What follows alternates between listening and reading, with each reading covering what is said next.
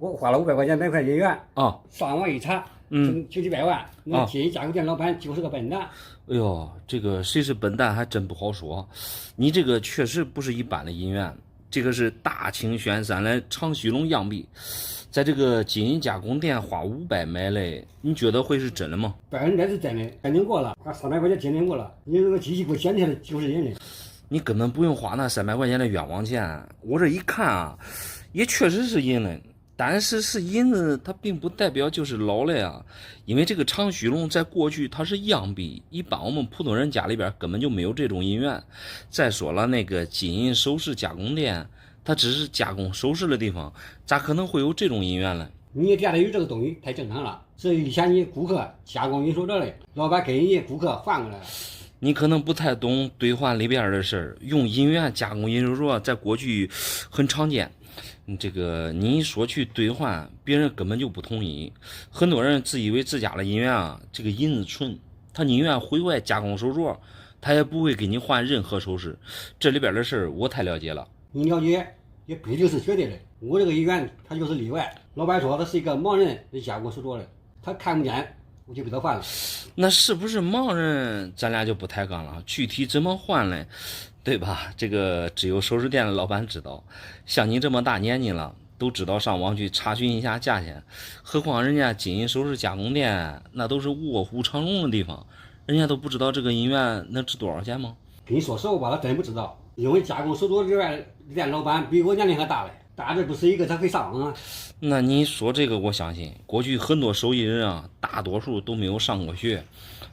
那如果不识字的情况下，那确实是很难查询到这个市场价。但是你像我们玩银元，讲究的是一个新老问题啊，你这不能仅凭是银的，你就想卖几百万啊？不是我这个人过于自信，你老板都已经给我保证过了，如果这个银元不是银的，愿意赔我100万，白纸黑字都写着了。人家给你写的这些文字，这都是文字游戏，没什么银子。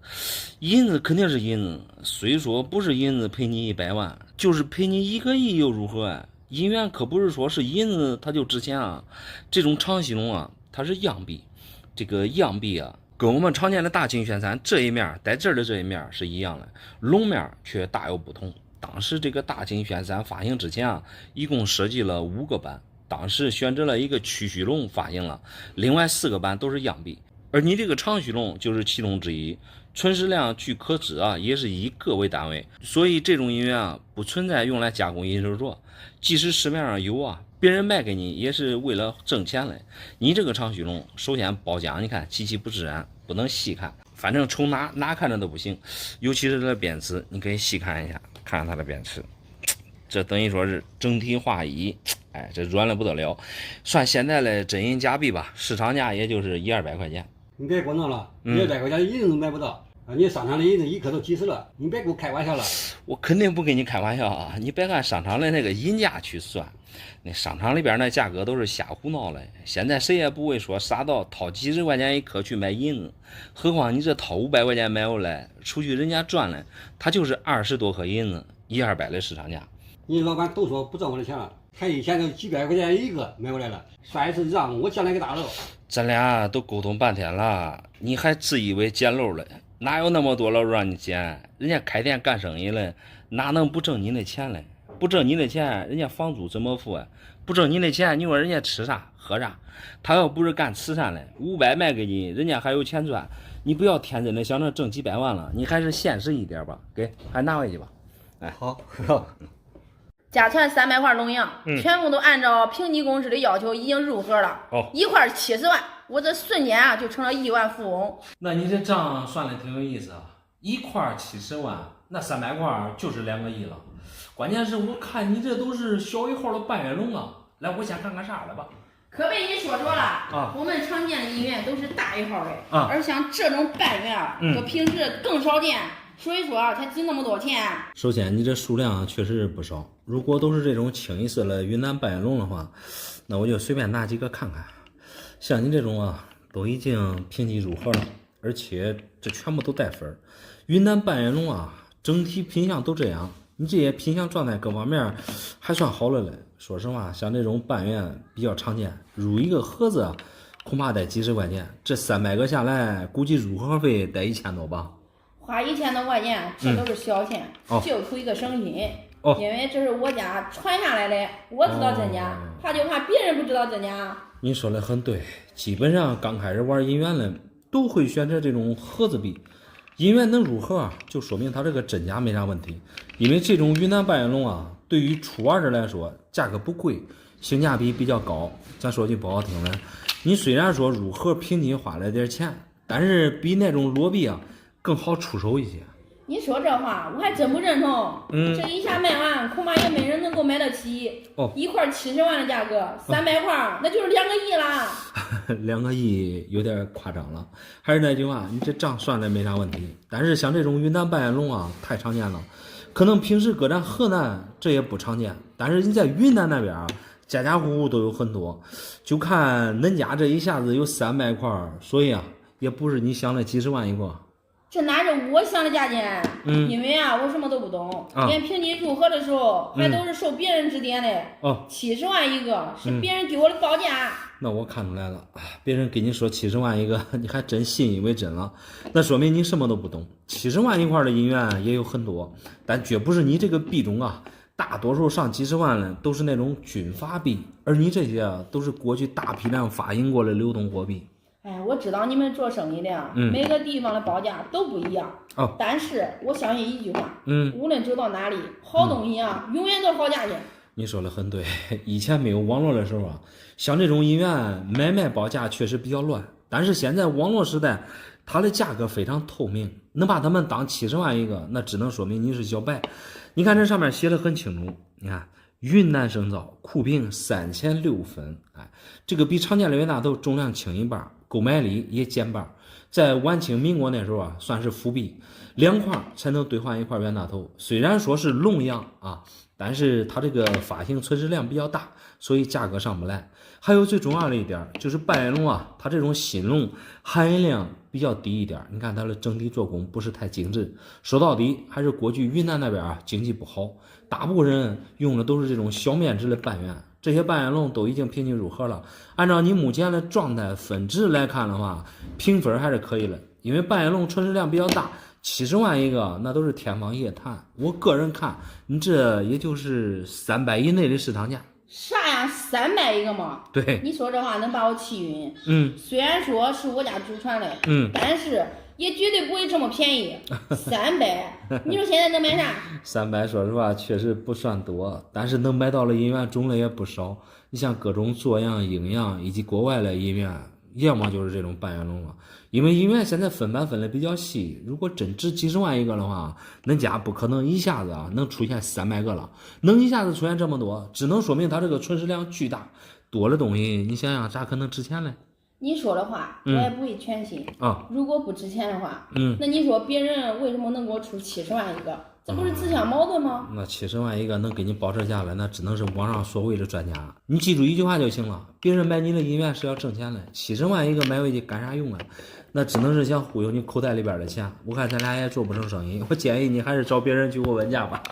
算了，我看咱俩做不成生意。对70万的银元你给我300，开什么玩笑呀？再转转问问吧。老板，请你帮个忙啊！我3天前收一个快递收错了。你说我是应该还这块银元嘞，还是给人家赔5万块钱嘞？赔5万？那你这个银元不得了，这个是张锡銮的2等纪念牌，我是第一次见。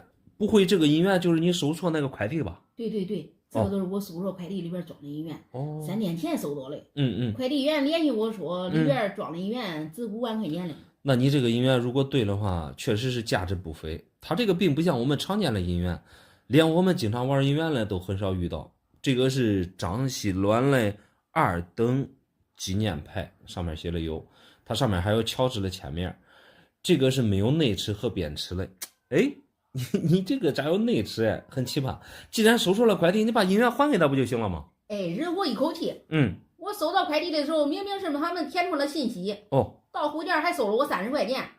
还趾高气扬的说这说那，说那些不礼貌的话。哎呀，理解万岁吧！这个现在做啥都不容易，有时候快递发错很正常。既然不是你的东西，还还给人家，直接把你那30块钱的快递费要过来不就行了吗？哎，我主要是还快递员的态度。明明都不是我的错，他还威胁我说这块银元值钱，弄丢了再给他5万块钱。哎呀，快递员可能也是想快速的要回银元吧。基本上现在发快递的话，像这种贵重的东西啊，一般都有一个实时报价，就是价值多少保多少，省了弄丢了无人赔付，多一事不如少一事，银元还给人家吧。哎，既然这银元都花错了，我干脆给他来个将错就错。我就说我弄丢了。像你说这都是第一次见，应该是很值钱的。这个你最好不要有这方面的想法，银元越是贵重啊，你这种想法越危险。这第一啊，这个银元就不属于你，你拿着它就相当于是在玩火。第二，快递员送错货有连带责任，值多少钱他得赔人家多少损失。服务行业也不容易，得饶人处且饶人。哎，你说的也对。既然给你拿来了，你帮我看看这块银元的价值吧。其实这个张锡銮纪念牌啊，它并不属于银元，但是它这个大小重量和银元一样，但是它这个存世量啊却极其罕见。它的发行年份是民国的元年。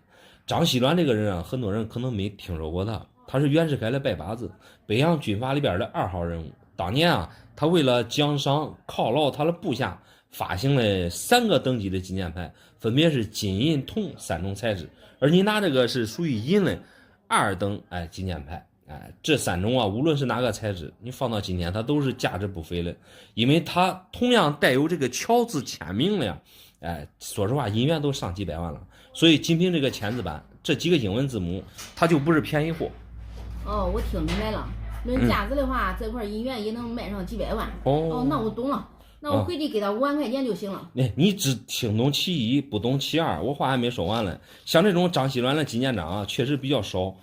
是真人肯定贵，但是你这个银元我看不对啊。它这个纪念章本身设计的时候啊，都是无内齿和无边齿类，而你这个你看一下，它带边齿，这不是露馅了吗？况且这边齿也是一眼假啊，我感觉它就是一块银子而已，壁面包浆也不开门，真银假币吧，大概也就200块钱的样子。啥你啊？真银假币？对，才值200块钱。对，你这不是搞笑了吧？没有搞笑。为了这200块钱东西，我再给他5万。这一下可赔大发了。对啊，你碰到任何一样东西啊，它都有两面性，你不要只盯着它的好的一面看，因为你对银元啥都不懂。不要听别人说值多少钱你就下决定，真假先搞清楚，对吧？再下决定。你给他5万块钱，你只得到一个200块钱的东西，那你不是亏了吗？是不是？你不说我也不懂。既然值200，那我就还给他。对。竟然还有人买这一株银元，那是基本上都是玩的，真的几百万没人买得起，反正买着玩呗，给还还给他吧。行，谢谢老板了哈，谢谢哈，没事。谢谢。乖乖的，我这个银元不查不知道，一查吓一跳，没想到这一块破银元竟然能值110万。你这个是带帽的李元洪军阀币，如果是真币的话，大概价值在大几十万左右吧。这块银元是我邻居给我的，她也就是一个80多岁拾荒的老太太。我冬至的时候给她端了一碗饺子，她给我的。你这是好心有好报，一碗饺子换一块银元很超值。但是我看你这个银元材质确实是银的，这壁面压力不是太足，边齿看着也不是太舒服。既然是恁邻居拾荒拾回来了，你就在家当个小玩意儿玩着呗。既然能卖110万，我留着它也没有用。我新房子都看好了，一套精装修3房70万，我准备全款拿下。你这买房是好事啊，70万的精装3房，在咱周口确实不贵，但是你想指望这个银元去买房，未免有点异想天开了吧？我没异想天开，市场价110万，我便宜卖个70、80万应该有了吧？对，那你按常理来说，市场价110万的东西，一下子少要20、30万，绝对是可以轻轻松松立马卖掉了。但是这个银元是那邻居拾荒拾回来了，你说谁110万的银元，他会掉那个垃圾桶的呢？当破烂扔的东西多了去了。前几天我看新闻，那几十万的翡翠掉河里了，他如果不知道掉哪了，他绝对找不回来啊。你说的这种情况也有，但是现实生活中发生的几率不大。为啥这样说吧？因为稍微贵一点的银元都会平地如河，不存在这个裸币拿来拿去的。反正我运气就是好，一花500块钱找专家鉴定过了，就差人家没把钱亲自给我了。我知道你花钱鉴定过了，不然你这心态不会有这么自信。一般像你们花500块钱啊，相当于买个心安理得啊。鉴定了100万，这个数字谁都喜欢听，关键是你的银元是否能值那么多钱。它又是另外一回事。因为现在网上他们这个鉴定套路，最终的目的就是要你口袋里边的钱。不是我给他们钱，是他们给我钱。你就说你能给我多少吧？这个给你报价之前，我先给你来讲一讲戴帽的李元洪。这个是当年李元洪啊当上民国大总统的时候，由这个武昌造币厂做出来了一款开国纪念币，和我们常见的那个光头李元洪它的区别啊，一个是光头，一个是戴帽。而这个戴帽了呀，它就是第一款设计的纪念币，贵。它这个原因啊，就是存世量少。当时做出来之后，发现它这个人物肖像，它并不像李元洪，和我们现在常见的这个李元洪区别很大。大概当时市场也就发行了几百枚的样子吧，最后又做出来，也就是现在这个李元洪改版了。那个版啊，它这个存世量就大了。你想想，一个版的银元，它只有几百枚的存世量，所以啊，物以稀为贵，自然这个价格啊，它就不会便宜了。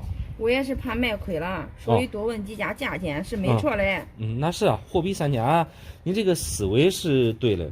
说实话，你这个品相还行吧，笔面最起码你看无伤无戳。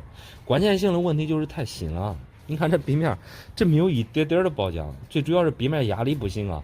像这种没有大量铸造过的模具啊，它的这个银元不会有这么浮啊，压力它肯定是非常深的，而且它这个边齿也太软了。综合而言的话，也就是假币一枚。我好歹出500块钱鉴定费，人家都没有说是假的。你这鉴定的结果有问题啊！你出500块钱鉴定，说实话就算赔钱了。你想想，你这一碗饺子还回来了，对吧？它是银子，也就最多值100多块钱嘛。他们把100多块钱的东西给你报成100万，他是想继续啊，忽悠你下一个500块钱。这银元也给你鉴定了，大概也就这么个情况嘛。希望你不要继续上当受骗了。你说嘞，我肯定不会相信。你少在这里当我发财啊！好，那你再转转吧。 20年前啊，我小时候借俺家2000块钱，现在他发达了，借了钱只口不提，就还给俺爸俩破银元，这太寒碜人了。借2000还2块银元，我感觉你们现在应该不吃亏，因为现在2块银元也不少值钱了。来，我看啥银元？你吃大亏了啊！他拿借的这2000块钱买块地，盖2间房子，拆迁赔了几百万。你说这2块银元能值多少钱？你这2块都是平级银元，我看这还都不是普通的银元。 比你们20年前的2000块钱，这是绰绰有余啊！老板，你回去算账啊！2000块钱翻了几百万，他就是给我100万也不为过。哦，借2000还100万，这个账我确实没听说过。但是你这2块银元状态都不错，最起码你看有一块这个招币中长，这都不是便宜的币种。另外一块虽然说是冤大头，但这也不是普通的冤大头。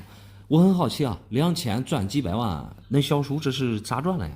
他之所以能有几百万的身家，确实都是我爸借给他2000的功劳。哦，他拿着这2000盖了房子，没过几年就遇到了拆迁，直接赔一套房子。哦，买地遇到拆迁，那完全是恁叔的这个运气和他独特的这个眼光应该有关系。一套房子咱这也卖不了几百万呀。一套房子确实卖不了几百万啊，但是之前赔的房子又遇到了拆迁。哦，几次折腾下来，他身价可就高了。 像你说的挺戏剧性的，用我们普通人的眼光看啊，恁小叔确实是人生赢家，有一定的眼光和运气在里面。你看几次拆迁都被他赶上了，身价几百万的话，还给恁这俩银元，这不是挺好的吗？好啥？这银元都不值钱。哦，你想想，银子压根儿就很便宜，比2块这种大小差不多的黄金银元还差不多。你可能搞错了，这个银元压根儿就没有这个黄金的，有黄金的话那都是假的。 再说这个银子，即使再便宜吧，但是这银元它又不按银价卖，反正是不值钱。一点都不知道感恩。要不是我爸借给他2000块钱，他不可能有这么高的身价。身价具体有多少钱啊？那都是恁小叔的本事。你强求他分你100万也不太现实。有啥说啥吧。这还给恁爸这俩银元啊，确实对得起20年前借他那2000块钱。我咋感觉这种银元不值钱嘞？人家不是说几百块钱一个吗？ 连本钱都不够了，还怎么对得起那2000块钱？哎呀，给你吃个定心丸吧，几百块钱一个，确实买不到这种银元啊。先说里边这个最常见的这个冤大头，XF97的意思就是流通过，笔面有包浆。你像普通的冤大头，现在一个也就是1000左右，但是你这一个不是普通的大头，你可以看一下，它这个原相和普通大头区别非常大，看着这个原相啊比较粗犷，这种是新疆版大头。这种新疆版大头啊，最主要的原因就是发行量比较少，而你这个确实不错，味道比，整体品相还说得过去，因为比较少吧。说实话啊，这个在咱们这边并不常见，物以稀为贵，就这一块我给你初步估价，这个得1万多。小小的银元1万多吗？对啊，老板你可不是在开玩笑吧？我绝对没有给你开玩笑，因为银元都是物以稀为贵。再说你另外一块这个造币中长，一般这个造币中长啊，在我们龙阳里边是排在第1位，它是龙阳3剑客之首。你这个造中原味的 XF45分，但是笔面我看不出来有任何毛病。你看字口全身大，尤其是它龙鳞这一面，鼻子高挺，龙鳞也几乎没有磨损，这个状态非常漂亮。就按现在的行情来算，就这一块造中也得1万多。乖了，没想到有那么贵，真是超出我的认知了。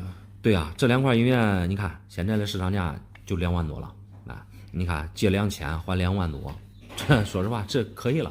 那不可以，2万多也不够啊。乖，那应该给我100万，那才可以呀。我懂的。他既然这么值钱是吧？我回去我还给他要。这样吧，小伙子，知足常乐，既然钱已经还给你了，对吧？你就知足常乐吧，别再想其他点子了。这你都不用管了，强扭的瓜不甜。俺朋友借我2000块钱，买了他共有的20块银元，我总感觉他上当受骗了。2000块钱买20块银元，那确实不符合现在的行情。来，我看啥是银元。我总感觉他什么都不懂，而且手里也没有钱。2000块钱还是找我借的，万一是假的，那可完蛋了。你这全是清一色的袁大头啊！我看这笔面包浆的话，这都是一眼开门的东西，真假没问题。2000块钱捡个大漏。捡大漏？对，你得看仔细点。我怎么看着很多银元都生绿锈了嘞？银元生绿锈很正常，因为银元的含银量是89%，所以受潮之后啊，生绿釉很正常。你这状态，这都是一眼开门的，而且笔面状态还都不错。能朋友2000块钱，这是赚大了。既然是真的，我就放心了。这具体能值多少钱？我也不给他分了，反正是用我的钱买的。你给我算算能值多少钱？我现在就卖给你。不对啊，你这刚才不是说那朋友借钱买了吗？你这给他卖了，这不太合适吧？你不知道，钱是借我的，东西也是让我去买的。到现在他还没见过银元嘞。我给你捋捋啊，钱是借你的不假。银元毕竟是通过恁朋友的资源买的，如果没有恁朋友的话，估计你也买不到这些银元。况且啊，人家只是借你的钱而已，真假赔赚和你没有任何关系。你这话不能这样说。这银元万一是假的，他又借我的钱，到最后他再不承认，你说我遭谁去？你打这个比喻不太恰当。这银元明明是不假，你现在已经知道结果了。你直接把2000块钱给他要过来不就行了吗？你说捡大漏了，我这么着也得分他一半吧，毕竟是我的钱买的。这事你得跟恁朋友商量啊，具体怎么个分法，你们俩还得见面协商。但是像你这见财起意，这名声说实话传出去，这都不好了。你别管名声好不好，只要有钱赚就行。你具体给我看看能值多少钱？哎呀，你这个想法不太地道。恁朋友捡漏应该是靠眼力，人家挣多少钱啊？你不能这样截胡。我给你大概估一下价吧。我简单的看了一下，你这基本上你看全是这种袁大头，除了这个8年的缘分没有，其他年份都有，基本上可以说是没什么斑。这笔面虽说是有包浆，但是这整体品相还是可以的。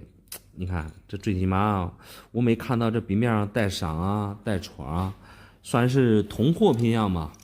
一般你看现在的行情，这大头1000一块来算的话，你这20块的话基本上也都2万块钱了，也没有多少钱啊。我还以为捡大漏都得挣个10万8万嘞。哎呀，2000块钱买20块银元，说实话这一块都花到100了，这可是将近10倍的利润了。这是在袁大头里边也算是捡大漏了，因为袁大头它是最基础的银元，一下子能挣那么多，相当于是捡大漏了。这样吧，说你呢，我卖12块吧，上是我挣1万，给他8000，让他占个大便宜，卖给你12块。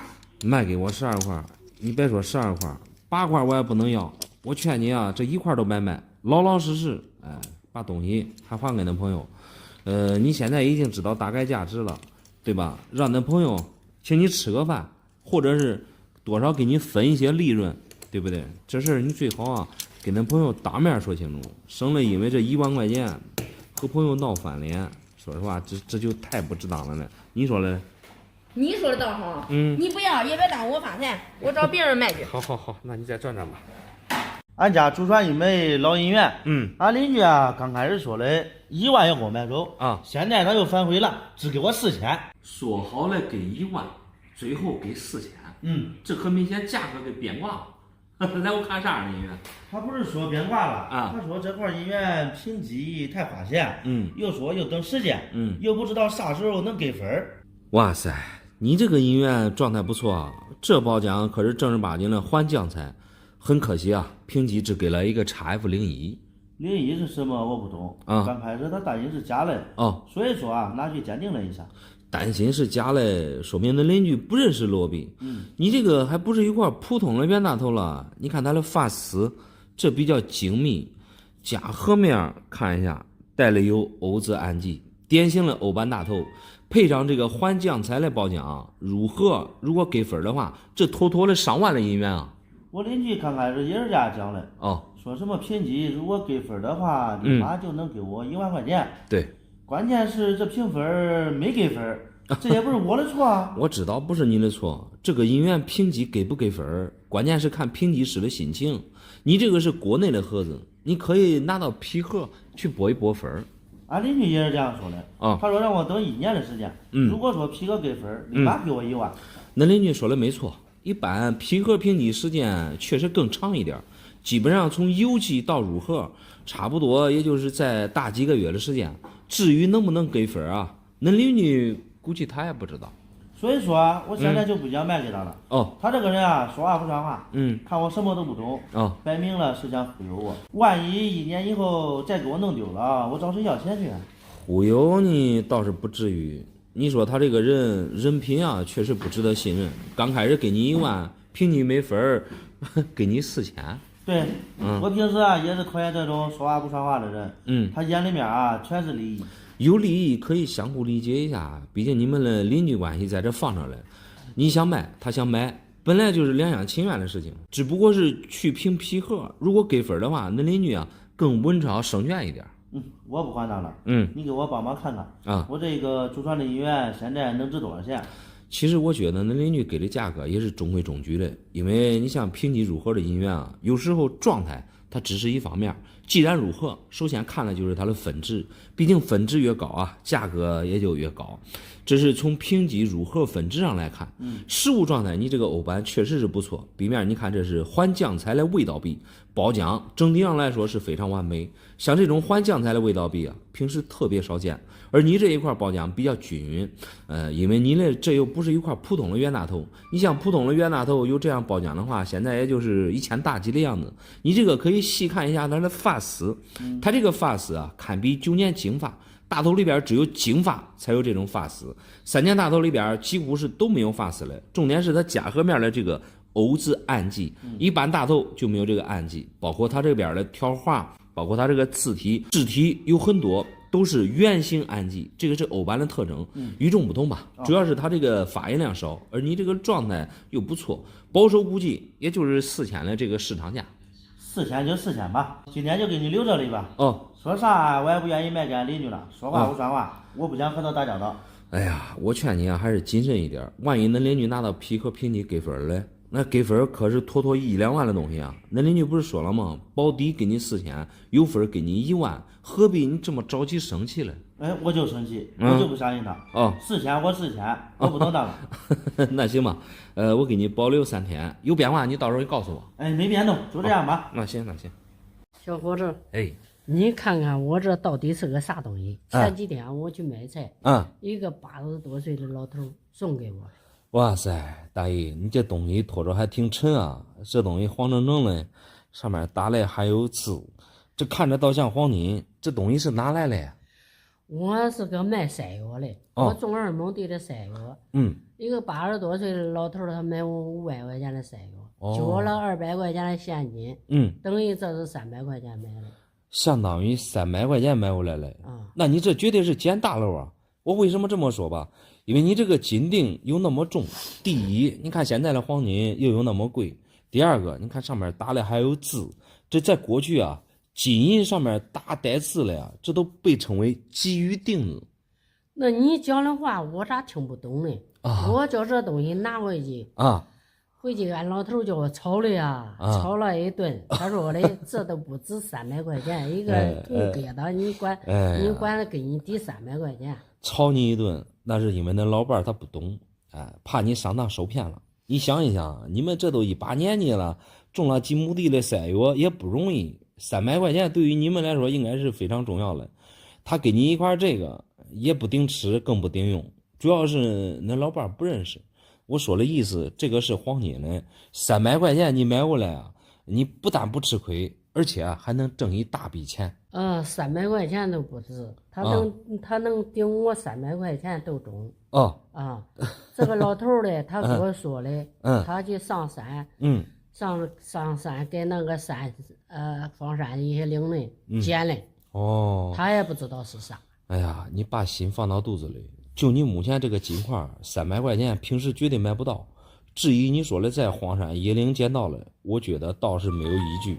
为啥这样说呢？因为你这个金块的形状它是40方方的，上面篆刻的还有字。基本上你去山里边的话，运气好的话，最多捡个狗头金之类的呗。绝对说实话，和你这个区别很大了。有可能啊，那80多岁的老头他还没告诉你实话。就是这样说吧，你给我估价。我都要我那300块钱，要值的钱带多少，我也得给他送回去。大爷啊，一听你说这话，你都是一个实在人。一般很多人感觉300块钱买的东西能多卖钱，基本上都揣自己兜里了。这个金块其实刚才你拿过来的时候，我通过它上面的颜色以及它这个重量就看出来它100%是黄金的。首先呢，我就按现在的黄金给你算，你拖着这差不多有4、5两的重量，你看现在的金价轻轻松松卖个10万块钱，完全没啥问题。乖嘞，这能怪值10万吗？我活这么大，我还没有见过这么多的钱嘞。对，你就100一捆的话，摆你面前也得摆10捆。这是按现在的金价给你初步估计的，因为它这个金锭你有可能是过去的。你像清末民国那时候也有这样的器型。过去人喜欢把一些祝福这个语篆刻在金银上，在过去被我们行内称为基于锭，大多数都是以银锭为主，因为以前都是银本位，市面上见到了银子比较多。1两的基于锭相当于碎银子1到2两吧。而你这个是金锭，按过去古董来算的话，轻轻松松卖个20万完全没问题。这能管顶几十万？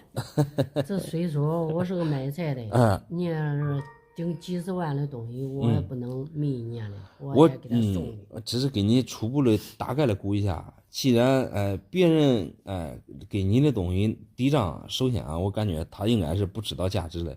如果真知道能值10万、20万的话，他这个金锭肯定是要放进来的，绝对不可能给你抵300块钱。当你知道这个价值之后你没有选择卖了，或者是自己留着，足以说明大爷你是一个好人，我再给你点赞。反正我不是个坏人我也不跟你说那些了我给他抓紧时间得给他赶紧快送回去。好嘞，好人。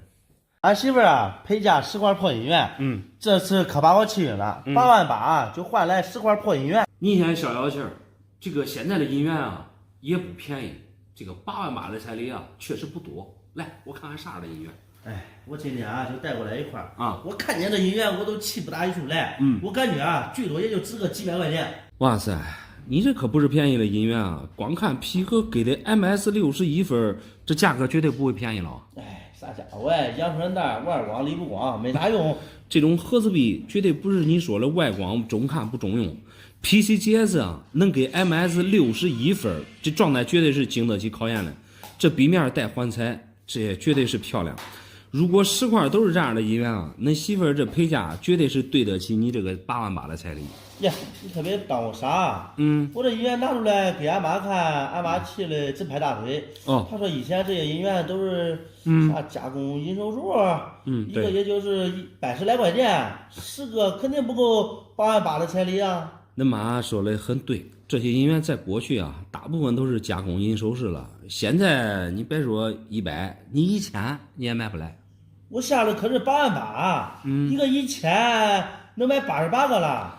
因为你对银元不懂，说实话，这个不说银元，就说恁媳妇儿8万8的彩礼，你放到现在来说，在咱这边已经是超低了。你说现在谁家娶媳妇儿，那结婚不都得花个几十万？你这8万8还送10块这种高端银元，你这是身在福中不知福啊！哎，其实俺媳妇儿家庭条件非常好，俺俩嘞又是自由恋爱。当时啊，主要是我岳父给我承诺了，说结婚的时候啊，要给俺媳妇儿陪嫁好东西，免得会是这些破东西。结婚陪嫁银元太正常了，主要是娶一个圆圆满满的寓意。我不要寓意，我只要实际性的东西啊。你主要是对银元不懂，我给你吃个定心丸。恁岳父啊，确实践行了他的承诺，他给恁媳妇儿准备的这些银元啊，这都是精品。因为你今天就拿过来1块，如果都是这样的话，说实话，你确实是赚大了。那你就用实际行动告诉我，你看看这样的银元能不能卖5000以上吧？5000以上绝对是没啥问题的，甚至几个5000都不在话下。你这个是 MS61分的广东生龙，优点啊主要有2个。第一，它这个分值比较高，广东龙属于地方生龙，发音量主要是光绪的比较量大，而你这个你看是宣统的，宣统发音量整体不大，所以量少的话，好品相的更少，而你这个就属于好品相，能够达到 MS 级别，可以肯定的就是它这个状态是未流通的状态，从这个壁面包括它这个龙鳞，你可以细看一下，这就是没有流通的状态，在广东品相里边啊，也算是极品了。另外就是它这个环彩包浆，你可以仔细看一下，壁面这种包浆分布的比较均匀，壁面带彩，但是这个银元在保存的时候啊是极其不容易的。你这个不仅带彩，而且壁面还带光，你看这光度确实喜欢人，两面这种光度啊能达到这两点，仅凭这2点，你这个银元它都不会便宜了。就你这一块的话，初步给你估到5万，完全没啥问题。多少钱？5万。你没给我瞎报吧？没有，这一块小小的银元，怎么可能卖到5万嘞？我压根就不相信。你不相信我也没办法。一般像这种未流通状态的银元啊，品相状态都那么好，你放平时啊，比较难遇。你想想，100多年前的东西，讲究的都是物以稀为贵，更何况你拿过来了，说实话，这是1个，另外9个。还不知道，如果都是这样来登记的话，说实话，这绝对是大大的惊喜。那如果真像你说的这样的话，那确实是惊喜了。对。那我改天把其他的也都给你拿过来，给你看看。可以拿过来，我给你瞅瞅。好，谢谢你啊。没事。